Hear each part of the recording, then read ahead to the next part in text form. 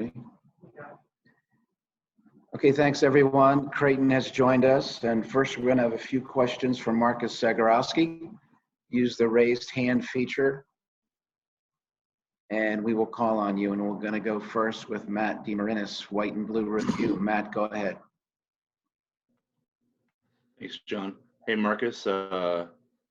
Chuck Harris had been hot the last, down the stretch of the season here, and last night against you guys. What was the game plan defensively to slow him down and break his rhythm? Yeah, I thought Denzel and Reef did a great job on him, but I think our ball screen defense was, really, really good versus him. We were going to jimmer him, meaning, bring our big out and then, stay there until he picks it up.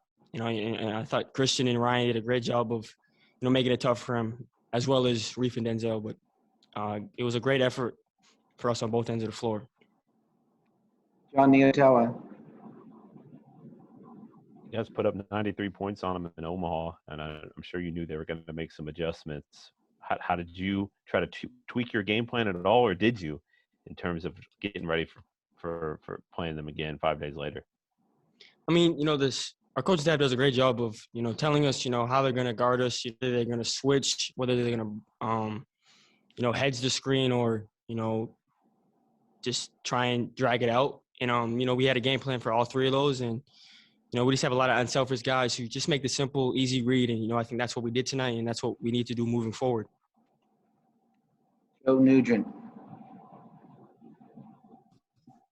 Hey, Marcus, curious about that start, 23-7 to begin the game. Why were you guys so good out of the gate?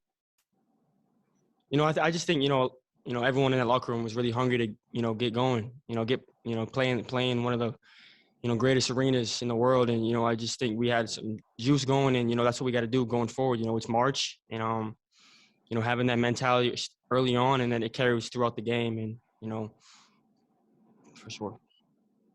We're going to do two more from Marcus. Tim Best, Igloo Podcast. Marcus, I don't know if you know this, but in your last three games against Butler, you're 16 for 19 from behind the arc. What is it about playing against Butler that just brings out the best in you from three-point land? I just think, my teammates do a great job of, finding me when I'm open. And I think, Coach calls great sets for me to get some separation from, the person guarding me. And then just, like I said, playing with a lot of unselfish guys who, just make the right play, every single time down the floor. And it, sometimes it's going to be my night. Sometimes it's going to be Mitch's night. Sometimes it's going to be Denzel. That's just the way our offense is. And, it's really fun to play like that. Appreciate it, Marcus. Last question from Jacob Schwartz, Voice Report. Hey, Marcus, congratulations on tonight's win. And obviously, we can't go into exact details of what's been going on this week, but I got to ask, what makes Coach McDermott an elite coach in this conference? He's not only a great coach, he's a great, person to have in your corner, great role model for all of our guys. He's, he cares about basketball, but he really cares about, our, me and my teammates off the court. He cares about how we're doing in school.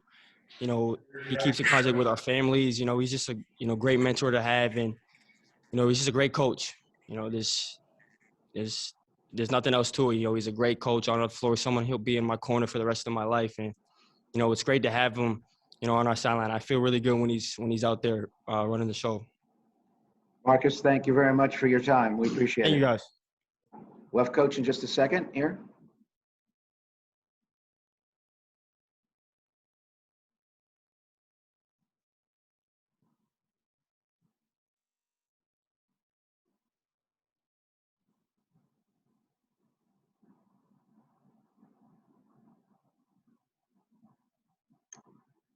Okay, we're joined by Coach Greg McDermott. Creighton is going to be making their third trip to the semifinals tomorrow.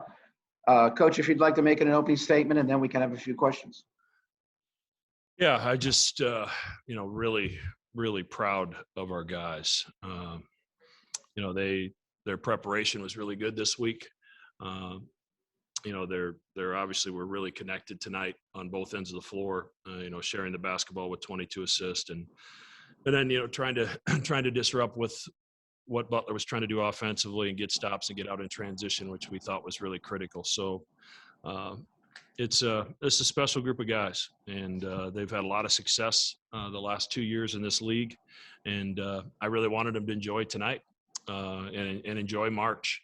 March was taken away from them except for a half of basketball in the Garden last year for us. So the fact that they got this opportunity to get back out there tonight and advance, I couldn't be more proud.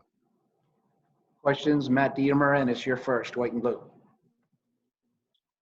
Mackinac and Antoine's kind of struggled to find a little bit of a consistent rhythm here in the second half of the season. What did you feel like he did so well tonight to get into that rhythm early and stay in that in the second half? He slowed himself down a little. Really made some nice plays with the basketball for his teammates. 4 assists in 12 minutes or whatever he played. Made a couple nice plays when he got in the paint for himself. But he's just taking his time, and he has the ability to impact the game. And I thought besides what he did on offense, I thought he when DJ went down. When they hit heads, I thought he came in and provided some defensive spark as well. So the bench was critical tonight. It helped us extend the lead in the first half and in the second half. But to outscore their bench 34-10, and for us to be able to not log huge minutes for some of our starters was really good for us. Johnny Ottawa, Omaha. Greg, your guys definitely look like they're having a lot of fun. I wonder, were you worried at all that they may not be able to enjoy it? Just, what you guys have been through the last week, but also the pandemic being, cooped up in a hotel. Like, it's just a weird set of circumstances. I wonder what you thought about going in. Yeah, we've had a lot of conversations, obviously, over the course of the last 10 days, especially in New York, more one-on-one with me, just continuing to kind of work through this process.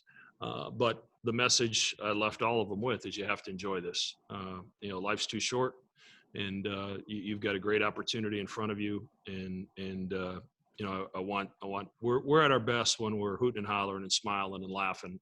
That's when this team functions the best. And I think you saw a lot of that tonight, both how the bench reacted when the starters were on the floor, and then you saw how our starters reacted when some of our walk-ons were on the floor at the end of the game when they were making plays and hustle plays.